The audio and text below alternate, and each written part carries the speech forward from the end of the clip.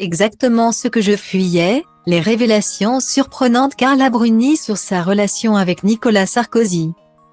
En novembre 2007, à peine quelques mois après sa séparation avec Cécilia Attia, Nicolas Sarkozy avait retrouvé l'amour, dans les bras de Carla Bruni. À l'époque, la relation entre l'homme politique et la mannequin devenue chanteuse avait surpris tout le monde. Par amour, Carla Bruni avait accepté d'enfiler le costume de First Lady jusqu'à la fin du mandat de son mari. Un mandat notamment marqué par la naissance de leur fille Julia, née en octobre 2011. Inséparables depuis leur coup de foudre, Nicolas Sarkozy et Carla Bruni ne manquent jamais de parler de l'un et de l'autre en interview. Comme l'a récemment fait l'ancien président dans un entretien accordé au Journal du Dimanche, dans lequel il évoquait le bonheur de son épouse depuis qu'il s'est retiré de la vie politique.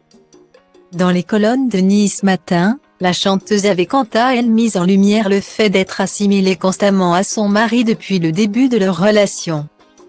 Je comprends que ça ait déstabilisé. Mais moi, je ne vois personne à l'aune de son mari ou de sa femme. C'est une forme de sexisme que je ne connais pas.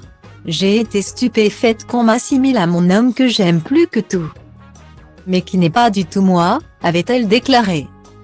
En partageant sa vie avec Nicolas Sarkozy, Carla Bruni s'est affranchie de toutes les certitudes qui occupaient ses pensées lors de ses précédentes relations.